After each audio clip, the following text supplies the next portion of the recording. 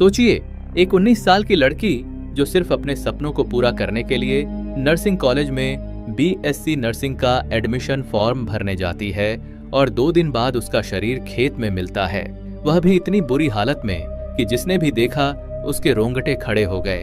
हर कोई रोने पर मजबूर हो गया क्योंकि मनीषा की दोनों आंखें निकाल ली गई थीं।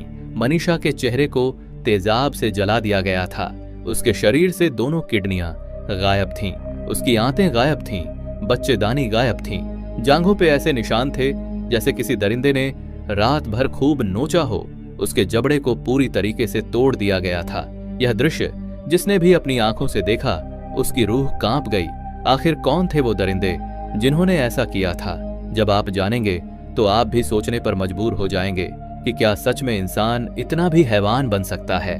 इस वीडियो में मैं इस केस के हर पहलू पर बात करूंगा, साथ ही बताऊंगा कि कौन हैं वह लोग जिन्होंने मासूम मनीषा के साथ ऐसी गिरी और नीच हरकत की। इस वीडियो में आगे बढ़ने से पहले मेरा आप सभी से निवेदन है कि इस वीडियो को अंत तक जरूर देखें और इसे ज्यादा से ज्यादा शेयर करें ताकि सच्चाई सभी को पता चल सके कि कौन थे वो लोग जिन्होंने मनीषा के साथ ऐसा किया। और मनीषा के इंसाफ के लिए कमेंट में we want justice for Manisha जरूर लिखें ताकि मनीषा को न्याय और दोषियों को सजा मिल सके। अब तक इस कहानी के बारे में पूरा देश जान चुका है, लेकिन फिर भी मैं इस कहानी को शुरू से शुरू करता हूं ताकि पूरी कहानी आप अच्छी तरह से समझ सकें कि आखिर दोषी कौन है। हरियाणा के भिवानी की एक गरीब परिवार की बेटी जिसका नाम मनीषा था, उम्र महज 19 साल, वह प्ले स्कूल में टीचर थी। उसका सपना था नर्सिंग ऑफिसर बनना ताकि परिवार की मुश्किलें दूर हों। पिता संजय एक साधारण किसान जिन्हें अपनी बेटी पर गर्व था, लेकिन 11 अगस्त को जो होने वाला था उसके बारे में किसी ने सपने में भी नहीं सोचा था।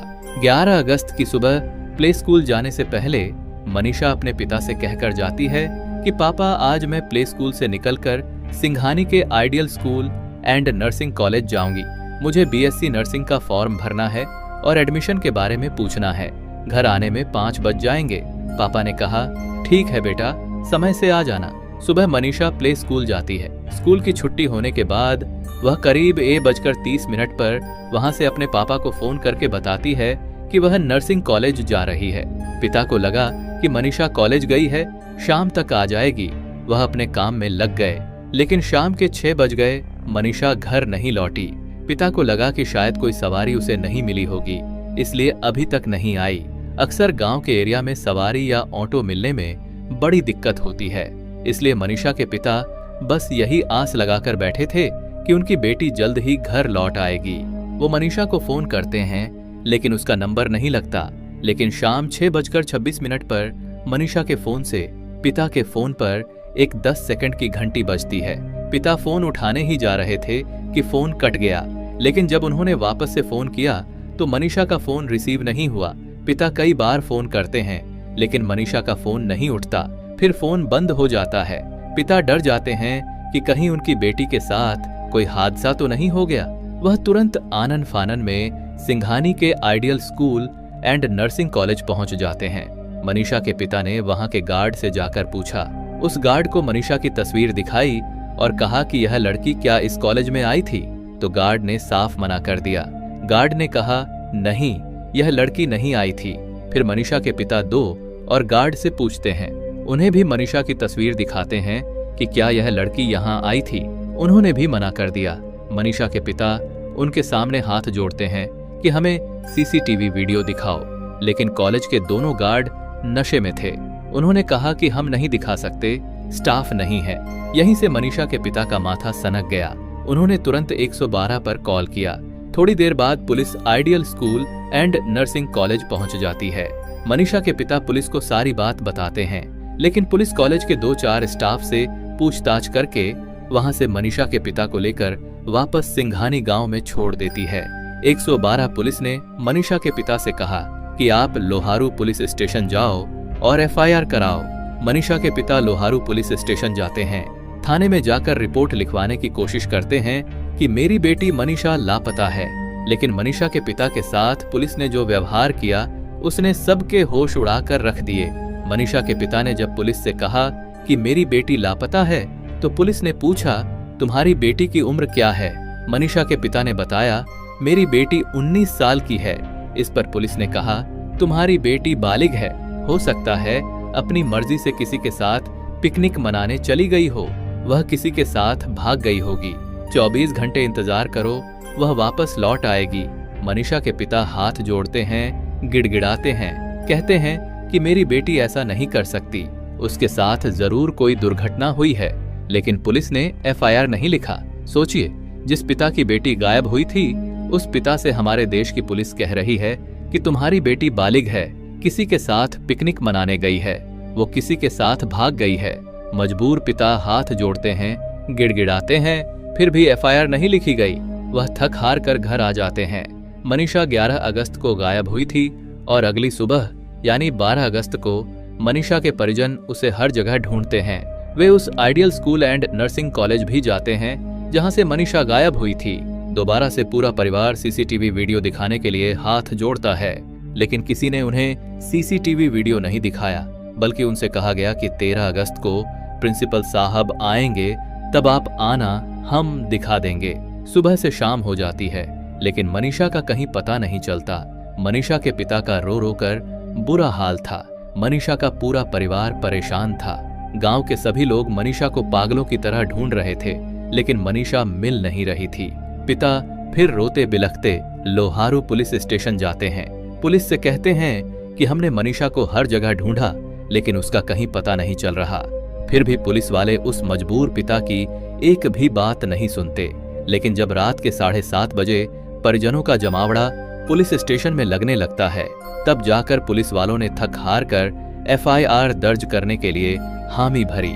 FIR तो दर्ज कर ली गई, लेकिन इसके बाद भी पुलिस ने कोई ठोस कदम नहीं उठाया। न तो नर्सिंग कॉलेज का CCTV फुटेज चेक किया गया, न ही यह पता लगाया गया कि मनीषा के गायब होने के समय उसकी आखिरी लोकेशन कहां थी, और न ही पुलिस ने मनीषा को ढूंढने की कोई गंभीर कोशिश की। FIR के नाम पर सिर्फ खाना पूर्ति की गई।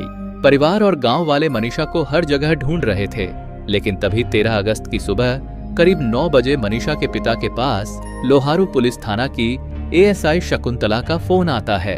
ASI शकुंतला बताती हैं कि सिंघानी में एक लड़की का शरीर मिला है, आप आकर देख लीजिए। परिजन जब उस जगह पहुंचे तो शरीर को देखकर उनके रोंगटे खड़े हो गए। देखने से लग रहा था कि उसके चेहरे को तेजाब से जलाया गया था, कपड़े फटे थे, आंखों को नोचा गया था, किडनियां गायब थीं, आंतें गायब थीं, बालों को उधेड़ दिया गया था, बच्चेदानी गर्भाशय गायब थी, सलवार की डोरी गली हुई थी, शरीर के कई हिस्सों की हालत सड़ी गली थी और कुछ अंग भी लापता थे। जांघों पे ऐसे निशान थे जैसे किसी दरिंदे ने रात भर खूब नोचा हो। उसके जबड़े को पूरी तरीके से तोड़ दिया गया था। यह दृश्य जिसने भी अपनी आंखों से देखा, उसकी रूह कांप गई। शरीर पहचान में नहीं आ रहा था, लेकिन परिवार ने कपड़ों और अन्य चीजों से पहचान की। तब पता चला कि यह शरीर मनीषा का है। घर वालों के समझ में आ चुका था कि उनकी बेटी के साथ गंदा काम करके उसे मार दिया गया है। पूरे परिवार में चीख पुकार मच जाती है। परिजन और पूरे गांव वाले जगह जगह चक्का जाम कर देते हैं। पुलिस के खिलाफ जमकर नारेबाजी होती है। परिजनों ने आरोप लगाया कि अगर पुलिस समय पर FIR दर्ज करती और जांच करती तो मनीषा आज जिंदा होती। देखते ही देखते आसपास के गांव के लोग भी सड़कों पर उतर आए और नारेबाजी करने लगे। परिजनों का लगातार कहना था कि गंदा काम के बाद मनीषा को बेरहमी से मार दिया गया है, उसके बॉडी पार्ट गायब हैं और उसके चेहरे को तेजाब से जलाया गया है। परिजनों की मांग थी कि उन्हें इंसाफ चाहिए और दोषियों को फांसी दी जाए। उसके बाद पूरा प्रशासन आता है। लोहारू के SDM भी आते हैं, डिप्टी कमिश्नर भी आते हैं। उन्होंने परिजनों को आश्वासन दिया कि 24 घंटे के अंदर हम मुजरिमों को गिरफ्तार कर लेंगे, लेकिन परिवार ने साफ कहा जब तक दोषियों की गिरफ्तारी नहीं होगी तब तक अंतिम संस्कार नहीं करेंगे। इसके बाद शरीर को तुरंत पोस्टमार्टम के लिए भेज दिया गया। भिवानी के सिविल हॉस्पिटल में पोस्टमार्टम किया गया, लेकिन जब रिपोर्ट आई तो परिवार को विश्वास नहीं हुआ। रिपोर्ट सामने आने के बाद मामला और उलझ गया। पोस्टमार्टम रिपोर्ट की कॉपी में साफ साफ देखा जा सकता है कि सबसे ऊपर लिखा गया है गलत काम करके गला रेत कर कांड किया गया। मृतका की सलवार फटी हुई और नाड़ा खुला मिला। कपड़ों पर संघर्ष के निशान दर्ज किए गए। अंडरवियर पर मल स्टूल के धब्बे पाए गए। रिपोर्ट में आगे यह भी लिखा गया कि मृतका के कपड़ों और निजी अंगों से लिए गए नमूनों में सीमन नहीं मिला। इसी वजह से मेडिकल रिपोर्ट के आधार पर कांड की पुष्टि नहीं हो पाई। लेकिन यहाँ सोचने वाली सबसे बड़ी बात यह है कि एक तरफ रिपोर्ट बताती है कि मृतका के कपड़ों पर संघर्ष के निशान थे, सलवार फटी हुई थी और उसका नाड़ा खुला मिला, अंडरवियर पर मल के धब्बे तक मौजूद थे। यह सभी तथ्य इस ओर स्पष्ट इशारा करते हैं कि मृतका के साथ जबरदस्ती और गलत काम हुआ था। इसके बावजूद यह लिख दिया गया कि शरीर से सीमन का कोई निशान नहीं मिला, इसीलिए गंदा काम की पुष्टि नहीं की जा सकती। जबकि सुप्रीम कोर्ट ने कई मामलों में यह साफ कहा है कि सिर्फ शरीर से सीमन न मिलना यह साबित नहीं करता कि गंदा काम नहीं हुआ। सीमन कई कारणों से शरीर से नहीं मिल पाता, जैसे पीड़िता के कपड़े बदल दिए जाना, धुलाई होना, समय बीत जाना या अपराधियों द्वारा सबूत मिटाने की कोशिश करना। इसलिए कानून की दृष्टि से और न्यायालय के अनुसार केवल सीमन का न मिलना गंदा काम से इनकार करने का आधार नहीं हो सकता। कपड़ों की स्थिति, संघर्ष के निशान और परिस्थितिजन्य साक्ष्य भी उतने ही अहम माने जाते हैं। इसके अलावा रिपोर्ट में यह भी दर्ज है कि मृतका के दोनों घुटनों पर चोट के निशान थे पाए, लेकिन न तो उस जगह से सलवार फटी थी और न ही कोई रगड़ने का निशान मिला। इसका मतलब साफ है कि लड़की के साथ गलत काम करने के बाद उसे सलवार पहनाई गई और इसके बाद जो बातें रिपोर्ट में लिखी गई हैं, उन्हें जानकर आपके रोंगटे खड़े हो जाएंगे। पोस्टमार्टम रिपोर्ट के अनुसार शरीर पर घास, पुवाल और सड़े हुए ऊतक लगे हुए थे और तेज बदबू आ रही थी। शरीर और कपड़ों पर कई जगह मक्खियों के अंडे थे। सिर के आगे, दोनों तरफ और पीछे के बाल आसानी से उखड़ रहे थे। पूरे शरीर और खोपड़ी की त्वचा पर सड़न के कारण काले धब्बे थे। चेहरा, गर्दन और सिर के कुछ हिस्सों की त्वचा और नरम ऊतक गायब थे। नाक और आंख की संरचना भी नहीं थी और आंखें भी गायब थीं। गर्दन की कुछ हड्डियां और अंदर के ऊतक भी सड़ चुके थे। शरीर की त्वचा कई जगह से उतर चुकी थी और हाथ पांव की त्वचा आंशिक रूप से हट चुकी थी। छाती तनी हुई थी और पेट फूला हुआ था। बच्चेदानी आंशिक रूप से बाहर निकली हुई थी। गले पर रस्सी के निशान नहीं मिले। दोनों आंखों और कॉर्निया का हिस्सा गायब था। मुंह, नाक, कान, गुदा या प्राइवेट पार्ट से खून या झाग जैसी कोई चीज नहीं थी। सबसे बड़ा घाव गर्दन के सामने और दोनों तरफ था, जिसका आकार लगभग 29.5 सेंटीमीटर गुणा 16 सेंटीमीटर था। घाव के किनारे लाल, सूजे हुए और अनियमित थे। पोस्टमार्टम रिपोर्ट में यह भी दर्ज किया गया कि शरीर पर कीड़ों या जानवरों द्वारा खाए जाने के निशान पाए गए। कई अंदरूनी मांसपेशियां और हड्डियों का हिस्सा भी गायब था। लेकिन सबसे बड़ा सवाल यही है कि क्या किसी भी इंसान का शरीर केवल 2 दिन में इतना ज्यादा सड़ सकता है? यह किसी भी तरह मानने वाली बात नहीं लगती। जैसा कि परिजनों ने आरोप लगाया था कि तेजाब से चेहरे को जलाया गया, तो क्या उसी तेजाब के कारण मनीषा का शरीर इतनी ज्यादा सड़ चुका था? मनीषा के परिजनों का गुस्सा फूट पड़ा। उनका कहना था कि यह रिपोर्ट झूठी और मनगढ़ंत है, जिसे केवल आरोपियों को बचाने के लिए पुलिस और प्रशासन ने तैयार करवाया है। परिजनों ने आरोप लगाया कि उनकी बेटी के साथ दरिंदगी हुई है, लेकिन पुलिस सच्चाई छिपा रही है। पोस्टमार्टम रिपोर्ट में लिखा गया था कि मनीषा के शरीर को जानवरों ने नोचा था, लेकिन परिवार का साफ कहना है कि शरीर के पास किसी भी जानवर के पैर के निशान नहीं थे। अगर किसी जानवर ने शरीर को खाया या नोचा होता तो वहां खून या मांस के टुकड़े आसपास गिरे होते, लेकिन ऐसा कुछ भी वहां मौजूद नहीं था। इसके विपरीत शरीर के आसपास बियर और शराब की खाली बोतलें पड़ी थीं। गाड़ी के टायर के निशान भी मौके पर मौजूद थे। उन्होंने शरीर लेने से साफ इनकार कर दिया। धीरे धीरे यह मामला पूरे प्रदेश और फिर देश भर में चर्चा का विषय बन गया। जगह जगह आक्रोश फैलने लगा। गांव से लेकर शहरों तक लोग सड़कों पर उतर आए। सैकड़ों हजारों लोग मोमबत्तियां लेकर सड़कों पर निकले और न्याय की मांग की। दिल्ली के इंडिया गेट और जंतर मंतर पर छात्रों और सामाजिक संगठनों ने कैंडल मार्च निकाला। हरियाणा के कई जिलों में महिलाएं और युवक हाथों में तख्तियां लेकर सड़कों पर उतर आए। जगह जगह नारे लगे। यह आंदोलन इतना तेज हो गया कि देश भर की मीडिया ने इसे प्रमुखता से दिखाना शुरू कर दिया और सोशल मीडिया पर भी #Justice for Manisha ट्रेंड करने लगा। परिजनों और ग्रामीणों के विरोध तथा पुलिस पर लापरवाही के आरोपों के बाद हरियाणा सरकार ने लोहारू थाना के 5 पुलिसकर्मियों को निलंबित कर दिया। अशोक कुमार, SHO लोहारू, प्रभारी ASI शकुंतला, 112 के ASI अनूप, कांस्टेबल पवन और SPO धर्मेंद्र, इन पांचों पर आरोप था कि मनीषा की गुमशुदगी और बाद की घटना में समय पर कार्रवाई नहीं की गई। इसके अलावा भिवानी के SP मनबीर सिंह का तबादला कर दिया गया और IPS सुमित कुमार को नया SP नियुक्त किया गया। SP का ट्रांसफर और पुलिस अधिकारियों पर कार्रवाई हुई, लेकिन परिवार अभी भी संतुष्ट नहीं था। मनीषा के परिजनों ने पहली पोस्टमार्टम रिपोर्ट पर सवाल उठाते हुए दोबारा पोस्टमार्टम कराने की मांग की। परिजनों का गुस्सा और जनता का आक्रोश इतना तेज था कि प्रशासन और पुलिस पर भारी दबाव बन गया। जगह जगह हो रहे प्रदर्शन और कैंडल मार्च की वजह से हालात बिगड़ने लगे। आखिरकार बढ़ते दबाव और जनता के गुस्से के सामने हरियाणा के मुख्यमंत्री नयाब सिंह सैनी को भी झुकना पड़ा और दूसरी बार पोस्टमार्टम कराने का आदेश जारी करना पड़ा। मनीषा का दूसरा पोस्टमार्टम PGIMS रोहतक में कराया गया। दूसरी रिपोर्ट के अनुसार शरीर बहुत ज्यादा सड़ा गला था, उस पर कीचड़ और खरपतवार चिपके हुए थे और पूरे शरीर से तेज बदबू आ रही थी।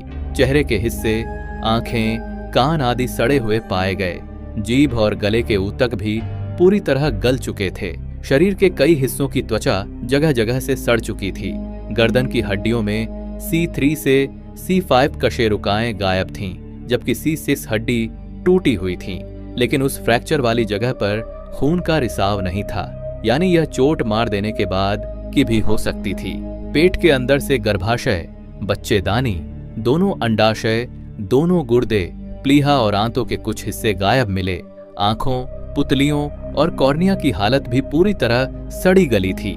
पहली पोस्टमार्टम रिपोर्ट में साफ लिखा गया था कि मनीषा की गर्दन पर जो काटे जाने का निशान मिला वह किसी तेजधार हथियार, शार्प ऑब्जेक्ट से किया गया था, लेकिन दूसरी रिपोर्ट में ठीक उल्टा कहा गया कि यह निशान किसी जानवर द्वारा काटे जाने के कारण बना था।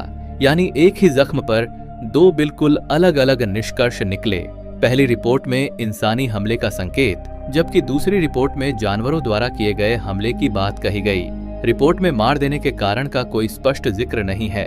पहली रिपोर्ट में यह लिखा गया था कि आंखें गायब थीं और बच्चेदानी बाहर थीं, लेकिन दूसरी रिपोर्ट में यह दर्ज है कि बच्चेदानी और अन्य आंतरिक अंग, गुर्दे, प्लीहा, अंडाशय गायब थे और आंखों, पुतलियों व कॉर्निया की हालत पूरी तरह सड़ी हुई थी, यानी आंखें गल चुकी थीं, लेकिन उनके गायब होने का जिक्र नहीं किया गया।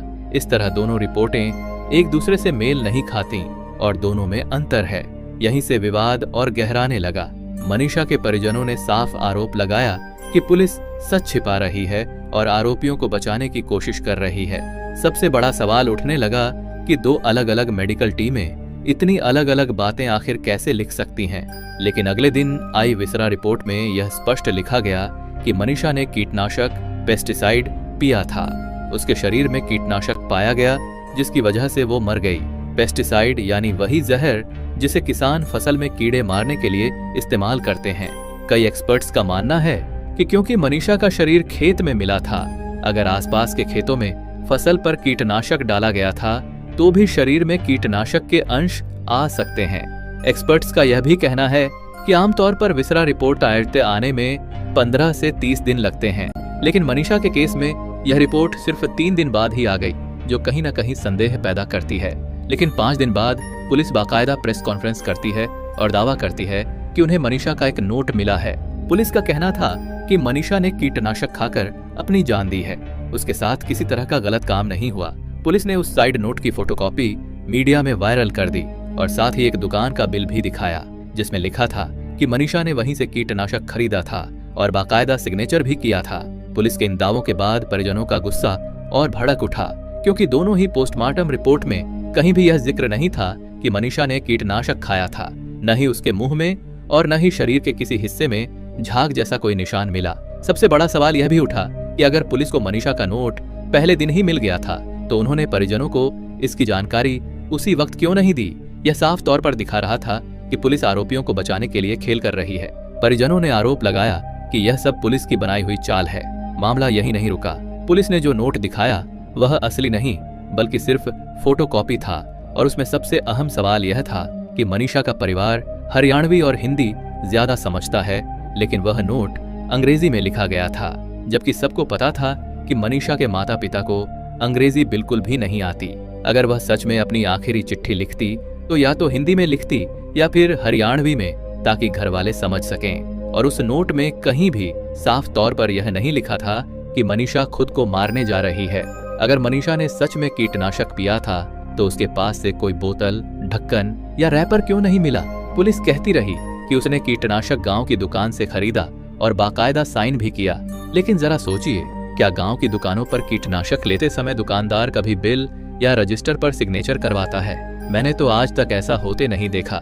और अगर मान भी लिया जाए कि उसने खरीदा था, तो क्या वह जहर पीने के लिए 2 किलोमीटर दूर खेत में जाएगी? वो यह काम घर पर भी कर सकती थी। फिर सबसे बड़ा सवाल, अगर उसने कीटनाशक पिया तो क्या उसके बाद उसने अपने सलवार का नाड़ा खुद खोल लिया? और जो शरीर के अंग गायब थे, क्या वह खुद काट कर गायब कर गई? पुलिस की यह कहानी किसी भी कोण से भरोसे लायक नहीं लग रही थी। साफ दिख रहा था कि पुलिस को असली आरोपी का पता है, लेकिन उसे बचाने के लिए नए नए झूठ और बनावटी सबूत पेश किए जा रहे हैं। यहीं से विवाद और गहराने लगा। मनीषा के परिजनों ने पुलिस पर सीधा आरोप लगाया कि वे सच छिपा रहे हैं और आरोपियों को बचाने की कोशिश कर रहे हैं। जगह जगह प्रदर्शन और विरोध शुरू हो गए। परिजनों का गुस्सा अब उबाल पर था। उन्होंने साफ कह दिया था कि जब तक मनीषा का पोस्टमार्टम दिल्ली AAIMS में नहीं होगा और जब तक पूरे मामले की जांच CBI को नहीं सौंपी जाएगी, तब तक वे शरीर का अंतिम संस्कार नहीं करेंगे। हर तरफ यह सवाल गूंजने लगा कि आखिर पुलिस क्यों बार बार पोस्टमार्टम रिपोर्ट में विरोधाभास पेश कर रही है और क्यों जबरदस्ती आत्मकांड का एंगल लाने की कोशिश कर रही है। जैसे जैसे लोगों का गुस्सा बढ़ा, वैसे वैसे आंदोलन भी तेज होता गया। आखिरकार बढ़ते जन आक्रोश और परिवार के अडिग रुख को देखते हुए सरकार को दखल देना पड़ा। शरीर कई दिनों तक रखा रहा, जिससे पूरे माहौल में तनाव और गहराता गया। दबाव बढ़ने पर सरकार को मजबूरन मनीषा का तीसरी बार पोस्टमार्टम दिल्ली AAIMS में कराना पड़ा। उच्च स्तर की बैठक हुई और केस को CBI के हवाले कर दिया गया। जब परिवार की दोनों मांगे पूरी हुईं, तब 21 अगस्त को मनीषा का अंतिम संस्कार पूरा हुआ। अगर गौर से देखा जाए तो किसी केस में 3-3 बार पोस्टमार्टम होना बेहद असामान्य है। सुशांत सिंह राजपूत केस में भी सिर्फ 2 बार ही पोस्टमार्टम हुआ था। सवाल यही उठता है कि अगर पुलिस की तरफ से लापरवाही या साजिश नहीं होती तो आखिर मनीषा का पोस्टमार्टम तीसरी बार क्यों कराया गया? दरअसल मनीषा का परिवार लगातार कहता रहा कि उनकी बेटी नर्सिंग कॉलेज गई थी और वहीं से गायब हो गई। परिजनों ने कई बार पुलिस से कहा कि कॉलेज का CCTV फुटेज चेक कराया जाए और मनीषा की आखिरी लोकेशन पता की जाए, लेकिन पुलिस ने न तो कॉलेज का CCTV देखा, न ही उसकी आखिरी लोकेशन ट्रेस की। परिजनों ने यह भी कहा कि जिस दिन मनीषा गायब हुई थी, उस रात 12 बजे उसके मोबाइल से फोन आया था, लेकिन 1 मिनट बाद ही मोबाइल बंद हो गया। इसके बावजूद पुलिस ने आखिरी लोकेशन तक ट्रेस करने की कोशिश नहीं की। मनीषा का मोबाइल आज तक गायब है, लेकिन हैरानी की बात यह है कि पुलिस ने उसे ढूंढने की कोई ठोस कोशिश ही नहीं की। इतना ही नहीं, जिस वक्त मनीषा का शरीर बरामद हुआ था, उस समय भी पुलिस ने घटना स्थल पर फॉरेंसिक टीम को बुलाने की जरूरत नहीं समझी। यानी सबसे अहम सबूत मोबाइल और क्राइम सीन की जांच, दोनों को पुलिस ने पूरी तरह नजरअंदाज कर दिया। मनीषा के परिजनों का साफ आरोप है कि उनकी बेटी के साथ जो कुछ भी हुआ है, उसमें नर्सिंग कॉलेज की ही भूमिका है। उनका कहना है कि जो शरीर के अंग गायब हैं, उन्हें कॉलेज वालों ने ही निकाला है और यह कॉलेज किसी बड़े नेता का है, इसीलिए पुलिस उसे बचा रही है। कई एक्सपर्ट्स का भी मानना है कि अगर सिर्फ गंदा काम हुआ होता तो शरीर से इस तरह के अंग गायब नहीं होते। यह काम साफ तौर पर ऐसे लोगों का है जिन्हें मेडिकल नॉलेज है और जो जानते हैं कि अंग कैसे निकाले जाते हैं, क्योंकि मनीषा के शरीर से आंखें, दिमाग, आंत, किडनी और बच्चेदानी सब गायब थे। यह काम कोई आम अपराधी नहीं कर सकता। दावा किया गया है कि पहले मनीषा को गायब किया गया, फिर उसके अंग निकाले गए और बाद में पहचान छिपाने के लिए उसके शरीर पर तेजाब या कोई केमिकल डाला गया ताकि ऐसा लगे कि अंग सड़ गल गए हैं और किसी ने निकाले नहीं हैं। इसके बाद रात के अंधेरे में उसका शरीर खेत में फेंका गया। अब सबसे अहम सवाल उठता है कि अगर मनीषा का शरीर 2 दिन से खेत में पड़ा होता तो गांव वालों को यह पहले ही दिन यानी 12 अगस्त को मिल जाता, क्योंकि जिस जगह शरीर मिला वहां लोगों का आना जाना लगा रहता है। साफ है कि शरीर 12 अगस्त की रात को वहां रखा गया और सुबह गांव वालों ने देखकर पुलिस को सूचना दी। महज 2 दिन में इतने बड़े बड़े अंग नेचुरल डिकम्पोजिशन से गायब नहीं हो सकते। इससे साफ शक होता है कि यह अंग सर्जिकल तरीके से निकाले गए। ऐसे में सबसे बड़ा शक कॉलेज प्रशासन और आर्गन माफिया पर जाता है, क्योंकि आर्गन ट्रैफिकिंग जैसे काम के लिए मेडिकल नॉलेज और नेटवर्क चाहिए, जो किसी नर्सिंग कॉलेज के पास ही हो सकता है। इसीलिए मनीषा का केस अब सिर्फ कांड का मामला नहीं रह गया है, यह एक रहस्य है जिसमें शक की सुई सीधे आर्गन माफिया और कॉलेज प्रशासन की ओर घूमती है। क्या मनीषा आर्गन ट्रैफिकिंग का शिकार बनी? हाँ, संभावना से इनकार नहीं किया जा सकता। नर्सिंग कॉलेज, गायब अंग और परिवार के आरोप, इन सबको जोड़ने पर यह शक और गहरा हो जाता है। लेकिन अभी तक कानूनी रूप से पुख्ता सबूत सामने नहीं आए हैं। सच्चाई सिर्फ सीबीआई जांच से ही सामने आ पाएगी। लेकिन आपका क्या मानना है? क्या मनीषा के साथ जो दर्दनाक घटना हुई है वह सचमुच कॉलेज वालों ने ही की है? क्या अब सीबीआई उन दरिंदों तक पहुंच पाएगी जिन्होंने मनीषा के साथ ऐसा घिनौना अपराध किया? और क्या मनीषा को अब बिना देरी के न्याय मिलना चाहिए? इस पूरे मामले पर अपनी राय जरूर साझा करें और कमेंट्स में जस्टिस फॉर मनीषा जरूर लिखें।